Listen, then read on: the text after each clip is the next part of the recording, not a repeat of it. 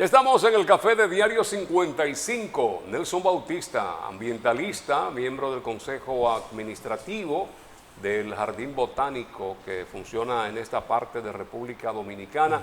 Con él estaremos conversando sobre la problemática en República Dominicana, sobre temas que tienen que ver con medio ambiente y todos estos recursos que debemos proteger, pero también debemos tener autoridades que puedan imponerse para que esto no suceda. Buenos días, Nelson, placer tenerte por aquí. Buenos días, el placer es mío siempre. Pensé que ya llegando casi a diciembre iba a pasar el año sin volver por aquí, pero se acordaron de mí, qué bueno. Para que vean, que son tantos los temas que hay en el tapete que era justo y necesario que contáramos con su presencia por aquí. Gracias, aquí estoy. Bueno, vamos a arrancar por lo que son tantos los temas y tantas las intervenciones que se han hecho en estos días.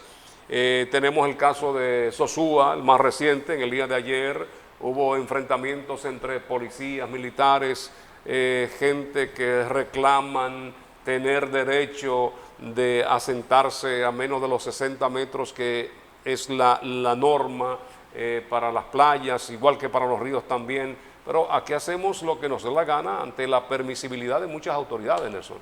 Eso es así, en el caso de Sosúa es un episodio más de más o menos 10, 12 lugares del país donde los padres de familia se asientan en el área, como dicen, los 60 metros, que por ley está reservado para otros usos y que para poderlo utilizar necesitan una serie de pasos tan intrincados que incluso terminan con un decreto presidencial.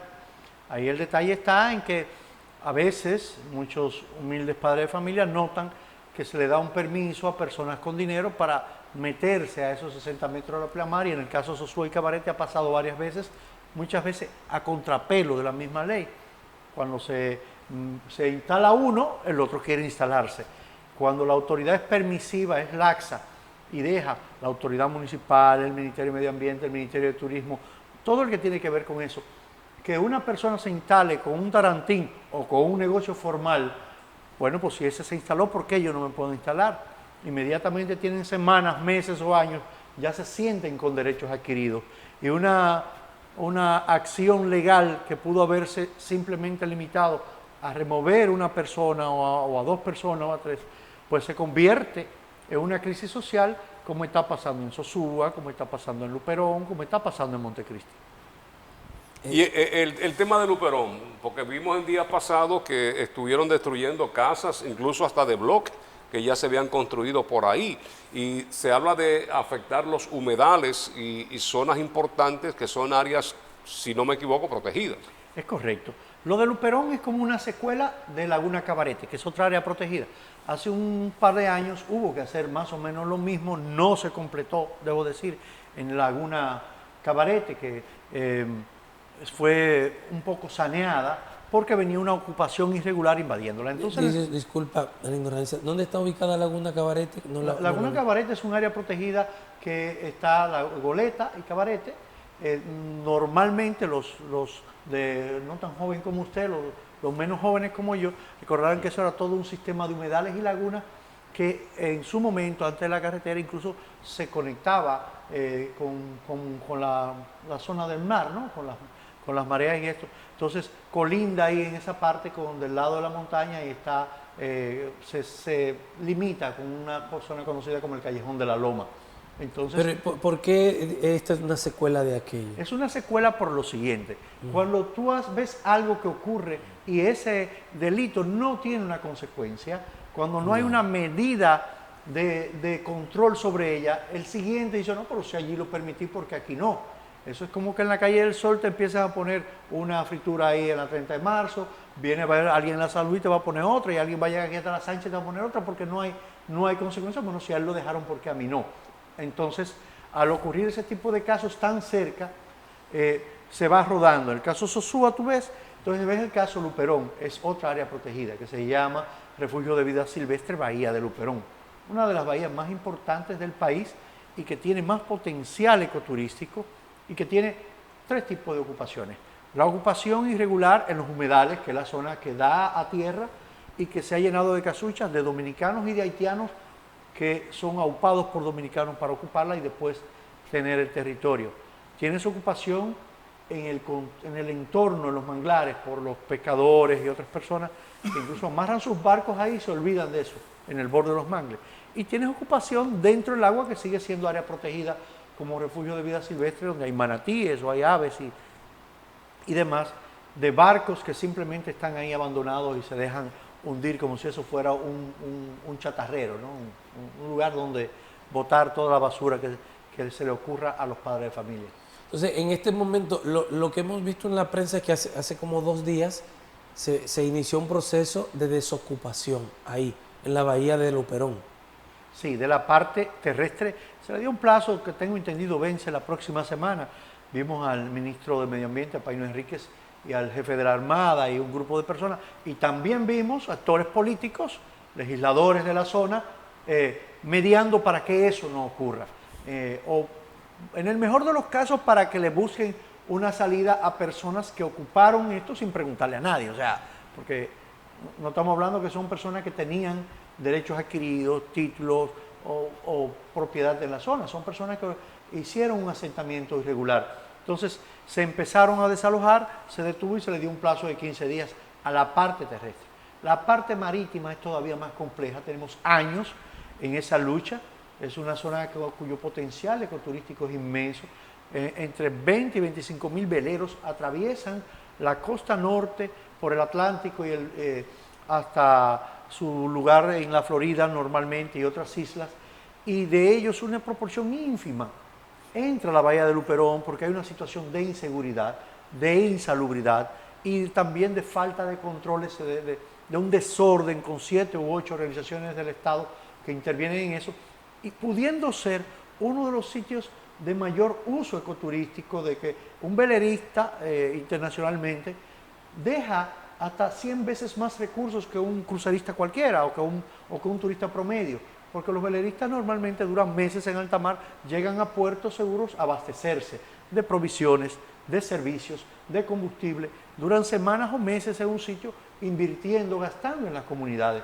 Ahora, si tú le das condiciones mínimas ambientales y de seguridad, eso es un público que nosotros estamos perdiendo en Luperón y en otros lugares. ¿Qué debería hacerse ahí en la bahía de Luperón concretamente para que estén las condiciones que esa gente venga? Lo primero es sanearla. Ahí hay cualquier cantidad de botes viejos y chatarras abandonadas, derramando combustible. Casi todas las semanas ves un video de cómo el agua de la bahía está llena de carburantes, de combustibles de petroquímicos. Lo segundo es que hay que regular el tema de los pescadores, que se guarecen ahí, hay un muelle cercano, en el mismo Luperón. Y lo tercero es el control. Esto es un área protegida, Medio Ambiente tiene autoridad ahí. Tiene autoridad la Armada Dominicana, tiene la autoridad portuaria, tiene turismo, tiene migración, o sea, tiene aduanas. Tú tienes 7 agencias del Estado que tienen que coordinarse mejor, que tiene que haber un control, una regulación fuerte como las existe en la región este. A nadie se le ocurre hacer eso en la bahía, en la marina de Punta Cana, ni en la marina de Casa de Campo. A nadie se le ocurre ese desorden que hay ahí. Entonces, aquí en Luperón sí. Hay evidentemente una falta de autoridad que tiene que coordinarse el gobierno central y las autoridades locales para implementarlo. ¿Y que en el este hay más autoridad que aquí? Bueno, ¿O son otros factores? Lo que pasa es que, de algún modo, entre el empresariado y el gobierno han hecho una sinergia para velar por la gallina de los huevos de oro de este país, que es el turismo. Entonces parece que el norte, sea por inacción del Estado mismo, o sea porque la visión de algunos, no la mayoría, pero sí algunos de los que más inciden en la zona, del empresariado y las autoridades locales, tienen otra visión más de colmado del tema turístico. Cuando tú miras lo que está pasando en Montecristi, que un alcalde, que un gobernador, que un diputado, te dejan arrabalizar toda esa zona hermosísima de costa, de las playas de la Ensenada, por ejemplo, o que te dejan, el Ministerio de Medio Ambiente deja que Cayo Arena se convierta en una sobrepoblación de gente, que el turista se siente saturado, que tú dejas que Buen Hombre te talen los bosques cercanos. Estás matando, estás teniendo comida hoy y hambre mañana.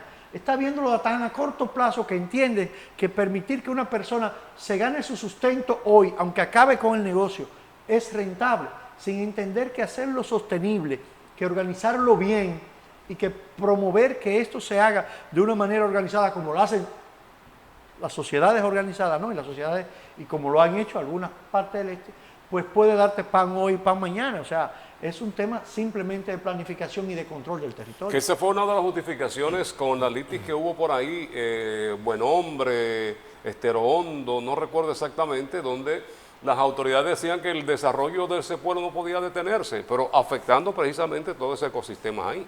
Es cierto. Mira, Montecristi debe ser uno de los lugares con más potencial ecoturístico. Sin embargo, y aquí viene el sin embargo, cuando tú miras lo que ocurre en toda esa franja costera, que hay dos áreas protegidas, el Parque Nacional de Montecristi y tienes el Parque Nacional de Estero Balsa.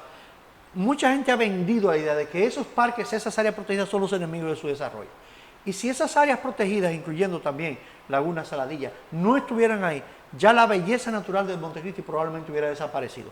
Sin embargo, te permiten que en la ampliación del muelle de Manzanillo te sepulten todos esos humedales que colindan con Estero Balsa, y ya, aunque han puesto algunos hoteles, bueno, ¿a qué turista tú le vas a vender eso cuando eso se está arrabalando?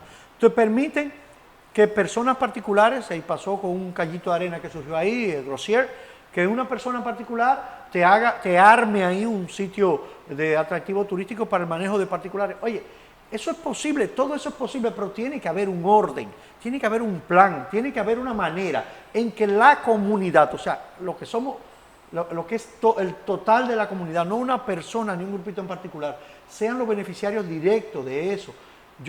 La gente dice, pero bueno, porque ustedes se oponen a todo. Bueno, pero tú tienes ejemplos tangibles, cercanos. Vaya a los 27 Charcos de la Damajagua, que es un área protegida.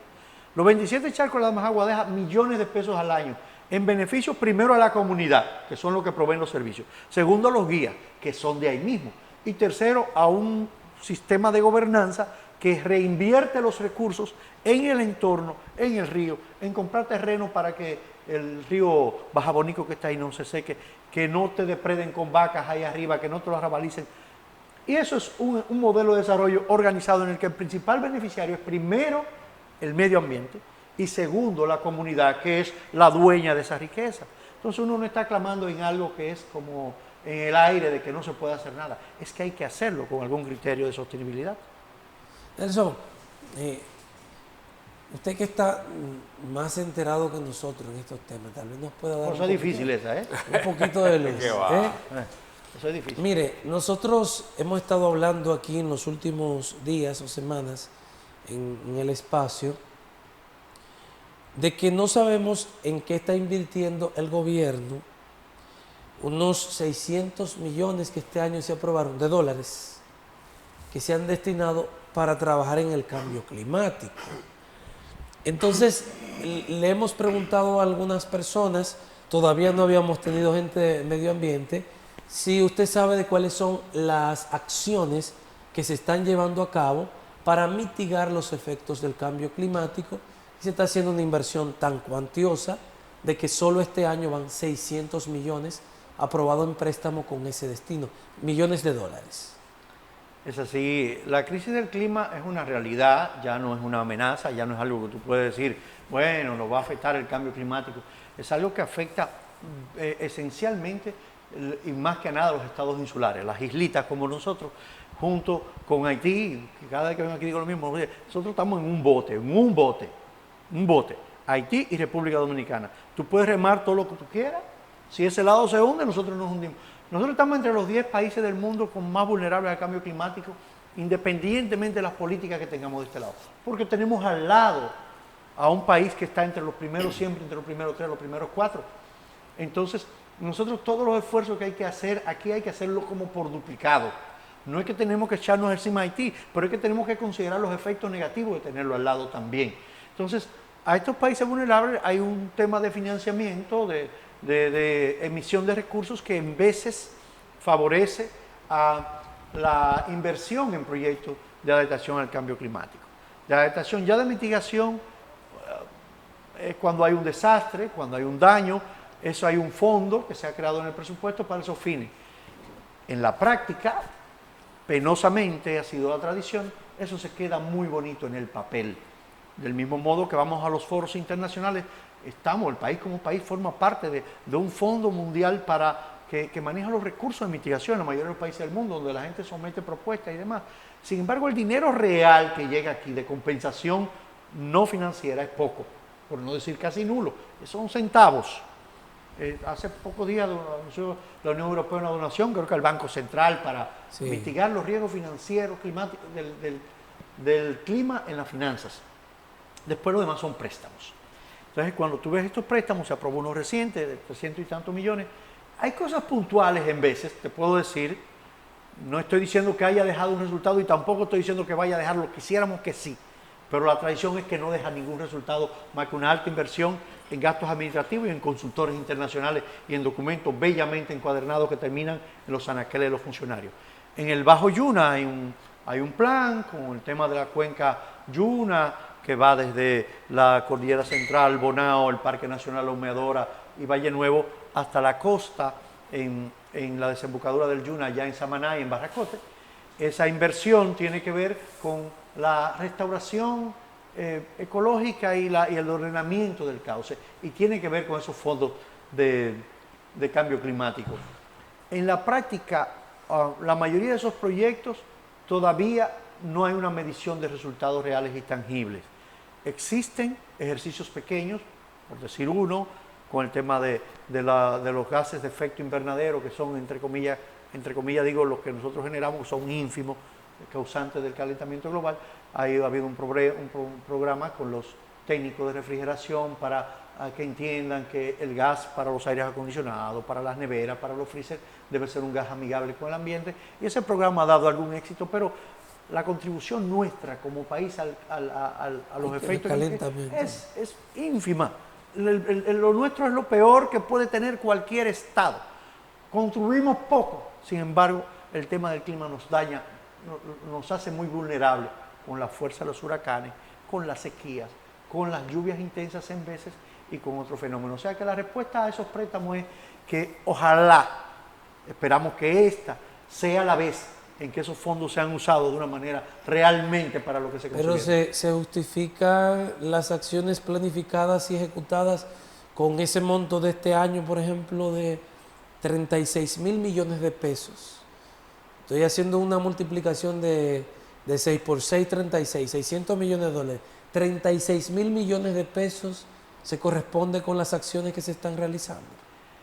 Lo que pasa es que hay que ver cómo tú llamas acciones. Vamos a poner un caso santiaguero. Pero vamos a tomarnos un cafecito para hablar de eso. Recibimos a Xiomara con el Café Santo Domingo. Lo mejor de lo nuestro en esta presentación es el tapa roja, que es el café tradicional, y el verde, que es el descafeinado. Café Santo Domingo, lo mejor de lo nuestro. Gracias, Xiomara. Adelante, Nelson. Vamos a ver el caso Santiago, para que la gente menos entienda.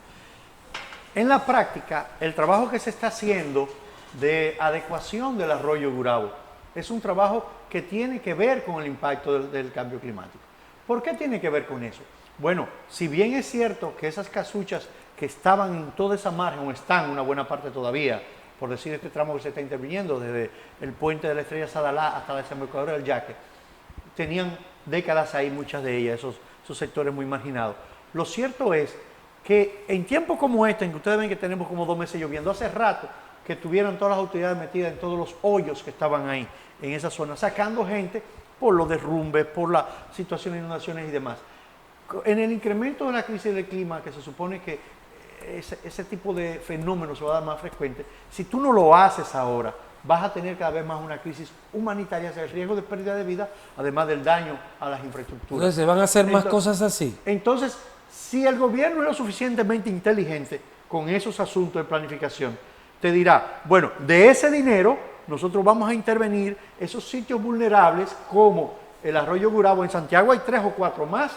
Tienes el caso del Pontezuela y del Libaje, toda esa franja hasta la Lotería, el Fracatán, los Guandules, etcétera, etcétera, que en algún momento hay que intervenir, lo más temprano que tarde. Si el gobierno es lo suficientemente inteligente, hace eso mismo en cada población, especialmente Santo Domingo y Santiago, que son los 2 más severos.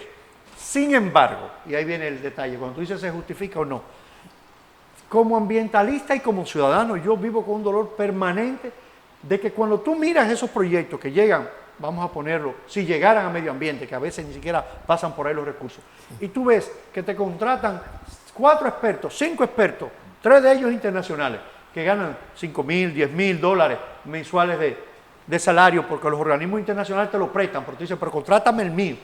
Y entonces tú tienes que contratar esos servicios para generar unos documentos que son unas consultorías de lo que hay que hacer. Y tenemos 20 años estudiando lo que hay que hacer y nunca se aplica lo que dice esa consultoría y siempre se contrata una nueva.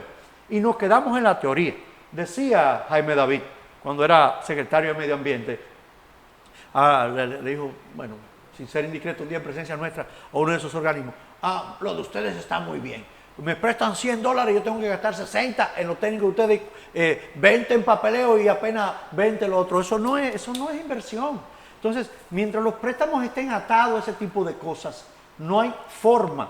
Cuando la inversión en mitigación de los efectos es una, y la inversión en adaptación, o sea, en prepararte para lo que viene, que es lo más vital y la más importante de todas ellas, es la restauración de los bosques de montaña. Si tú no restauras lo que está pasando en Jarabacoa, en San José de las Matas, te vas hasta la frontera, hasta Río Limpio, no hay nada que hacer. Cuando venga una sequía nos va a dar en la madre. Y cuando venga lluvia va a arrasar con todo. Entonces, si ese dinero no se invierte en la práctica, en lo que hay que hacer en las montañas y en las zonas vulnerables desde el punto de vista ambiental, nosotros estamos simplemente cogiendo prestado para seguir más endeudados. Usted ha identificado algunos puntos, algunos focos, y aquí tenemos años y años escuchando que todavía se está en estudio lo del río Yaque del Norte, se invierte dinero, dinero va, dinero viene, y sigue en la misma. Tienes razón, hace poco vimos un nuevo organismo, una nueva alianza con otro organismo de Santo Domingo que la alcaldía. Sí. Señores, yo quiero ser optimista, pero hay que estar claro que eso sigue siendo cháchara. Si tú miras las instituciones que han dicho y que han solicitado préstamos y que han hecho estudios, tenemos 30 años estudiando lo que hay que hacer en el Yaque. Sin embargo, ese verbo no se convierte en carne. Tú tienes ejemplos de acupuntura, por decirlo así, porque por el tema de alcance no se puede hablar de que son ejercicios a grandes rasgos. Fondo Agua Yaque hace un ejercicio interesante, te empieza en Jarabacoa generando humedales para el saneamiento, para que esa Jarabacoa no tiene plan de tratamiento, y todo lo que sale de los inodoros y los baños de Jarabacoa termina en el Yaque, para ser claro, en las cañadas y después para el Yaque, haciendo plan de tratamiento, humedales naturales para que eso se vaya saneando. Esos son esfuerzos de acupuntura interesantes que hay que seguirlos replicando. Hay otros esfuerzos en la zona de Santiago que ha hecho Fondo Agua Yaque, que es un organismo público-privado que hace inversiones ahí. Pero tú tienes cualquier cantidad de estructuras que te hablan de intervención en el Yaque y tú no terminas de ver, y tú pasas en el tránsito Santiago, para no ir muy lejos, y tú sigues pasando por la entrada de la otra banda y tú sigues viendo el mar de plástico flotando sobre el Yaque. Y tú sigues pasando por la zona más alta y tú ves el río agredido por los granceros, los que lavan las arenas. Si te vas aguas arriba por la agricultura, y si te vas aguas abajo también, el Yaque sigue siendo un gran huérfano de gobernanza, o sea, de una autoridad que congregue las fuerzas necesarias para emprender un rescate de ese río, que no es una utopía, pero que con cada año que pasa te lo hace más caro, más distante y más difícil. Y todas esas lilas que están por ahí, que su hábitat son las aguas contaminadas precisamente. Que hacen una función. Las lilas en sí no son el daño. No. Medio ayudan a purificar. Las lilas son una consecuencia. Eso es como cuando a una gente le sale una erupción en la piel. Bueno, eso es un síntoma de algo que te está pasando. Cúrate adentro. Si tú no saneas las aguas... Igual que la fiebre. Igual que la fiebre. Es exactamente eso. Entonces eso le pasa a los amas en la capital, que creen que el problema es quitar la lila. Oiga, el problema es quitar la contaminación. Y después las lilas pues seguirán su curso. Pero el Yaque sigue siendo un gran olvidado.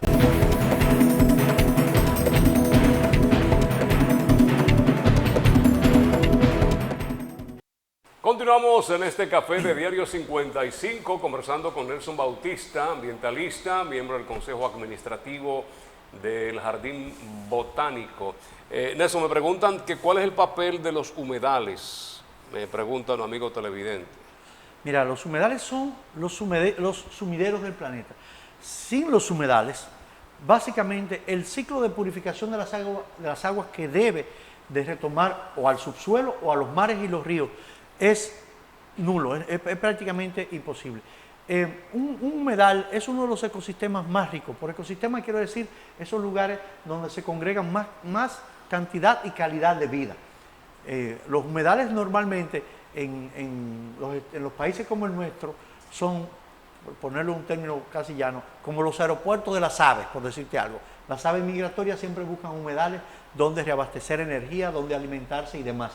Un humedal, que no es más que un cuerpo de agua que normalmente está en contacto con otro cuerpo de agua, como una laguna, como un lago, como el mar, por ejemplo. Mismo. Ahorita hablábamos de los humedales de Montecristi. ¿Es un espectáculo, un paseo por ahí? Hay una serie de humedales ahí, de manglares y de humedales antes de Cañoyuti y de esa franja. Entonces, los humedales son como riñones, para ponerlo en lo que medio la gente entienda, que purifican las aguas en dobles vías, ¿no? ¿Se pueden crear los humedales? Bueno, hay humedales naturales y hay humedales artificiales.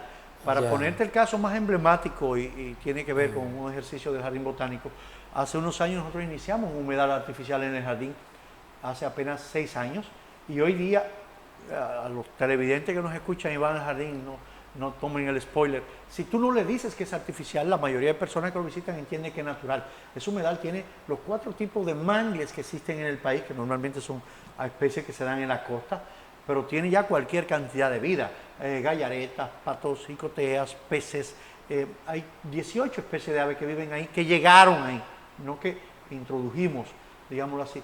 Y sí, los humedales se crean. Entonces, cuando hablaba ahorita de los humedales que hace Fondo Agua Yaque cerca del río, en Jarabacoa, hay uno aquí en Jacagua, hay otro por Elisa, son humedales artificiales, son espacios donde cuando el agua contaminada llega, tiene plantas que se llaman macrófitas, que se comen,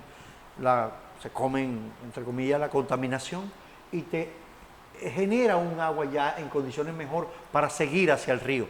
De ahí la importancia de los humedales naturales, pero también esa creación de los humedales artificiales ayudan un poco a oxigenar y a permitir la calidad de las aguas. A ver qué nos puede decir de este tema, Nelson. Es un tema que a mí en lo particular me preocupa mucho, porque yo disfruto tanto de la geografía de nuestro país, sobre todo de nuestra costa y la costa caribeña. He estado como parte del disfrute de esta cosa que Dios nos ha dado, que es la vida, haciendo turismo interno por la costa caribe. Y una de las cosas más bonitas que tenemos en esa zona son nuestras playas. Han dejado de ser bonitas y atractivas por el sargazo. O sea, tú te encuentras un lugar que parece paradisíaco, pero no te puedes entrar a disfrutarlo porque resulta incómodo bañarse entre algas, que es sargazo. Desde el año pasado, el país comenzó, el Estado, a auspiciar estudios o propuestas para ver qué podemos hacer con el sargazo. Y se depositaron fondos millonarios para eso. Pero no hemos visto, al menos no conocemos nosotros, propuestas concretas de qué estamos haciendo como país o como región, porque cuando uno coge un barco y se va a alta mar, uno se encuentra el sargazo en todas esas islas del Caribe. ¿Qué estamos haciendo como país o como región con el tema del sargazo? Mira, lo primero para abordar ese caso es entender la situación. Es cierto, siempre ha existido el sargazo que llega a nuestras costas, no solo al Caribe, en vez de viene a la costa norte también, pero al Caribe más por el tema de las corrientes marinas. El mar de los sargazos, y se conoce así por la amplia proliferación de este tipo de alga, que es un ecosistema en sí mismo, de donde vienen, por ejemplo, la mayoría de las anguilas, que en temporada como esta son negocios millonarios en toda la costa norte, en la captura de anguilas bebé que vienen a desovar aquí, viene la mayoría del mar de los sargazos.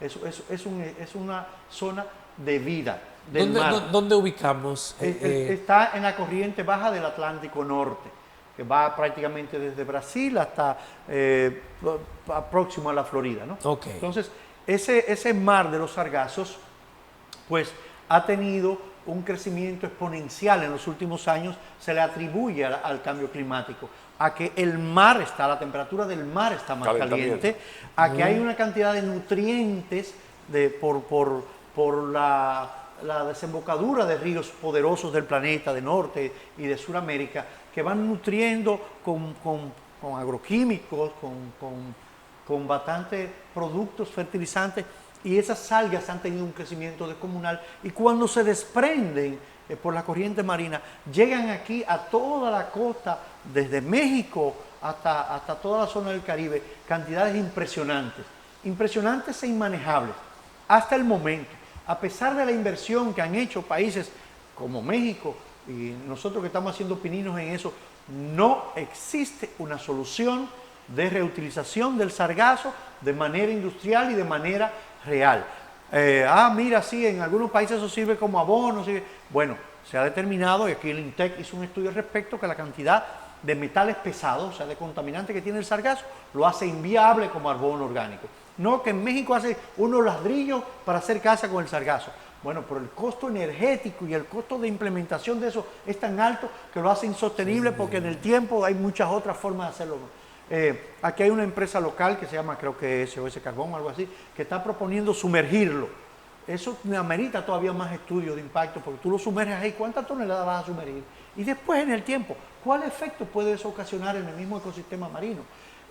Hay otra empresa que ha mandado unos contenedores, 2 o 3 contenedores no me equivoco, a Dinamarca o Noruega, para otros asuntos de investigaciones. Pero son esfuerzos válidos, importantes. Pero todo el que diga que tiene una solución al sargazo en este momento, miente. No existe en el mundo una solución a eso. La única solución es a mediano y largo plazo. A corto plazo, impedir que llegue bardas flotantes, mejorar las técnicas de recolección, porque cuando es mecanizada, o sea, cuando tú aras la playa, tú estás dañando la arena, estás dañando la vida que hay ahí, estás generando una situación incómoda y hay que vivirla reponiendo. Pero tampoco es atractivo como turismo por el olor y la situación de la piel. La molestia, claro. Entonces, recogerlo es un costo altísimo de humano. Retenerlo en alta mar, hay varias empresas aquí, todo Punta Cana está una especie de clúster y están tratando de retenerlo en alta mar. Hasta ahora es la menos mala, digamos, impedir que llegue, que existe, pero el volumen es tal que necesita todavía mucho más inversión y mucho más esfuerzo. Son de esos desafíos, y hablamos ahorita de los financiamientos del cambio climático, que sí debe invertirse más en investigación. En un país como este, donde la investigación y el desarrollo viene siendo la cenicienta del sistema educativo, pues necesita enfocar sus cañones en investigaciones de cosas como esas, que se pueden llevar al traste por temporadas completas el tema de turismo en nuestras costas. ¿Qué tanto nos afecta en el sector turismo el sargazo? Bueno, hace un par de años tuvimos una temporada tan dramática que la mayoría de los hoteles, especialmente de ese eje Punta Cana, Macao, sí, etc., la mayoría de los turistas simplemente preferían no ir a la playa y muchos cancelaron sus viajes. Hay estadísticas que no tengo en mi memoria ahora que los afecta y se prevé, el sargazo se monitorea hasta vía satélite. Se sabe en qué temporada va a llegar y qué años va a ser más fuerte. Se prevé que en años que vienen va a ser mucho más severo lo que hemos recibido. Y no es verdad, nosotros como dominicanos que estamos impuestos a eso, vamos a una playa con sargazo y no nos da ningún deseo de quedarnos. Extrapólate eso a un turista que viaja 8 horas de Ucrania, de Polonia, de Rusia, qué sé yo, de Alemania, y que cuando llegue a la costa se encuentra con este paisaje, lo que tú le vendiste en la foto y lo que yo encontré, hace un daño severo y perdemos lo que llaman reputación. Hablaba Lenis de la costa Caribe, pero si nos vamos también a la otra parte del sur, comenzando por las dunas, que es un tema de nunca terminar. Ahora recientemente pues destacan los medios de que otra vez se está invadiendo y que se está con el mismo tema de las dunas. La situación de Pedernales, Cabo Rojo, sabemos que hubo por parte de ambientalistas protestas para que no se impactara como se estaba trabajando al principio con los corales y todo esto que implica pues esa riqueza que tenemos nosotros por ahí. ¿Esto se le dio cumplimiento o todavía se sigue agrediendo esa zona? Mira, parcialmente. Parcialmente quiero decir que si bien el gobierno puso atención por temas de regulaciones y por temas del mismo financiamiento a que trataran de dañar lo menos posible, logramos al menos que la zona de la playa de Cabo Rojo, de Pedernales, que es la zona que está en el área protegida, la de Cabo Rojo, tenía apenas unos humedales atrás, borrados del mapa, pero bueno, la construcción hotelera se está sintiendo en ese entorno. Sin embargo, y ahí viene la parte del muelle, nosotros aspirábamos a que el muelle fuera quitado ahí porque el daño a los corales iba a ser considerable con el tema de los cruceros. Consideramos que nadie se ha opuesto al desarrollo de Pedernales, simplemente habían otras formas y una de ellas no era que un crucero atracara en ese muelle, podía haber hecho otro muelle en otro lado, pero era más fácil ir a ese. Podía haberse dejado eso para veleros y para yates que no hacen el mismo daño y que generan más recursos a la comunidad local. Apenas esta semana vimos unas declaraciones de comunitarios de Pedernales que se sienten defraudados porque llegan 3.000, 5.000 turistas, pero la mayoría ni siquiera van al pueblo, porque la compañía de cruceros, que es mexicana, hizo todo un entorno alrededor del muelle y los turistas llegan y se quedan ahí y llevan 2 o 3 gente a vender algo, pero el pueblo no llega, es poca cosa lo que llega. Y es una de las cosas que nosotros nos quejábamos, para que la gente entienda el beneficio de un ecosistema, de un recurso natural, de un parque nacional en su vida, tiene que recibir un beneficio tangible y normalmente la gente entiende por el bolsillo. Si la gente entiende que eso no le va a dar un beneficio, entiende que se hizo un daño. Entonces, yendo a lo puntual con el caso de Pedernales, de Bahía de las Águilas y de Sierra de Bauruco, ahí hay un desarrollo hotelero intenso que se piensa inaugurar a partir del año que viene y años posteriores. Sin embargo, el talón de Aquiles de eso, que es el agua, todavía no hay una acción para mitigar eso. Para ser específico, el que ha ido a Oviedo o el que ha ido a Pedernales sabe que ellos no tienen agua ni siquiera para su consumo diario como pueblo, mucho más para tú agregarle 10.000 habitaciones para bombearla de la misma agua que ya no daba para allá. Y si tú no resuelves el problema de la Sierra Bauruco, que es un parque nacional que es el que capta esas aguas, y aseguras a futuro esa agua, pues nos veremos pronto hablando de millones de dólares para una planta de desalinización en el mismo mar, que es costosa y ambientalmente difícil de ver, porque no abordamos el tema ambiental en ese desarrollo turístico de Pedernales de una manera sostenible en el tiempo.